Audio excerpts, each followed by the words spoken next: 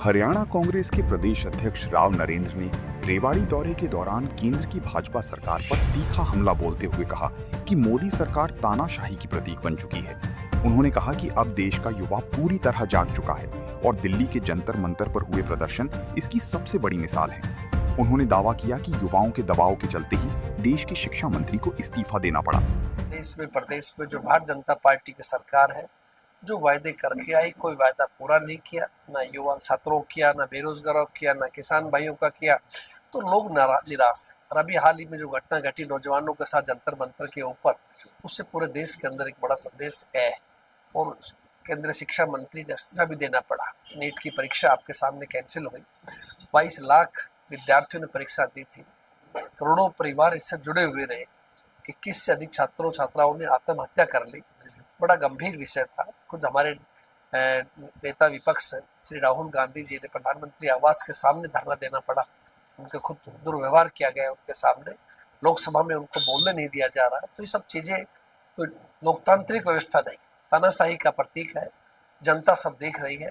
आने वाले समय के अंदर मैं समझता हूँ जनता इन चीज़ों का सही जवाब देगी। जंतर मंतर की आपने चर्चा की, जंतर मंतर पर दोबारा युवा जाने की बात करें कि जो मामले दर्ज हुए हैं वो वापस नहीं लिए जा रहे हैं। तो कोई भी अगर वादा खिलाफी की जाती है तो मैं समझता हूँ बहुत ही गलत बात है। अगर सरकार ने वायदा किया था, उनसे बैठ के बातचीत के दौरान में सभी केस वापस होंगे। और हमारा भी कांग्रेस का जो 3 हमारी मुख्य मांग थी, सबसे पहले केंद्रीय मंत्री शिक्षा मंत्री धर्मेंद्र प्रधान इस्तीफा दें। दूसरी, पार्लियामेंट चल रहा है, इस पर पूरा टाइम मिलना चाहिए इस पर आर्गूमेंट करने का। और तीसरा, जिन छात्रों के ऊपर झूठे केस बनाए गए हैं उन केस को विड्रॉ करना चाहिए, वापस होना चाहिए। ये कार्यक्रम हमारी कांग्रेस का लिस्ट में था। तो अब भी अगर छात्रों का नहीं हुआ है, जिस प्रकार सूचना आ रही है, तो निश्चित रूप सरकार चाहती नहीं इनको को रिलीफ देना। सरकार जानबूझ करके ऐसा माहौल पैदा करना चाह रही है जो देश हित में नहीं है। प्रधानमंत्री भी लगातार लाइव आ रहे हैं, बार बार तक लाइव आते हैं, युवाओं को संदेश दे रहे हैं। प्रधानमंत्री जी को चाहिए कि ऐसी चीजें ना हो। उनके कार्यकाल में 152 बार पेपर लीक हुए हैं और अफसोस की बात यह कि एक भी व्यक्ति को सजा नहीं हो पाई है।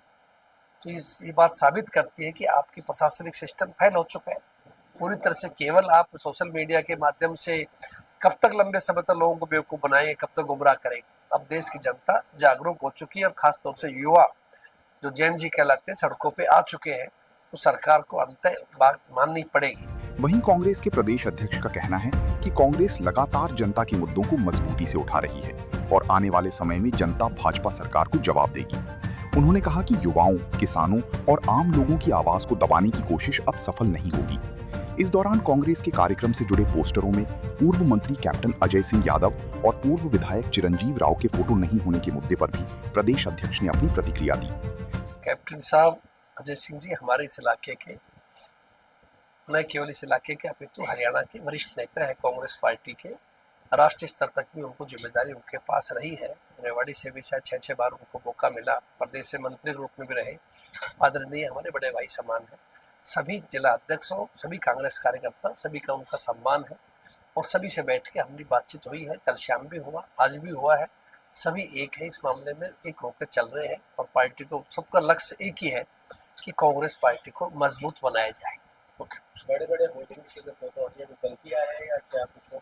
नहीं, मेरी संज्ञान में ऐसा नहीं है, लेकिन फ्यूचर में मैं उम्मीद करता हूँ ऐसी कोई नहीं होगा, सब साथ होगा। और पार्टी ने प्रोटोकॉल बनाया हुआ है, उसके मुताबिक सभी लोगों को जिसका जो बनता है उसको सम्मान मिलना चाहिए। और ये तो बहुत छोटी चीज़ें हैं। फोटो मुख्य काम हमारा काम करना है, संगठन को मजबूत बनाना है। SIR प्रक्रिया शुरू हो चुकी है, अब इसका 24 तक BLOs का फार्म वाला काम हो चुका है। आगे 30 अगस्त तक हमारी ड्यूटी है कि जो नाम रह गए हैं या गलत जुड़ गए हैं उनका फार्म 6, फार्म 7, फार्म 8 के द्वारा उनकी आपत्तियां दाखिल की जा सके। तो अब उस कार्यक्रम के लिए हम अपने कांग्रेस के साथियों को, नेताओं को समझा रहे हैं कि आपको इसमें सक्रिय भागीदारी करनी है, क्योंकि अब तक जो लिस्ट आई उसके मुताबिक देश में तीसरा प्रदेश हरियाणा है, सब ज़्यादा जहाँ वोट काटे गए हैं।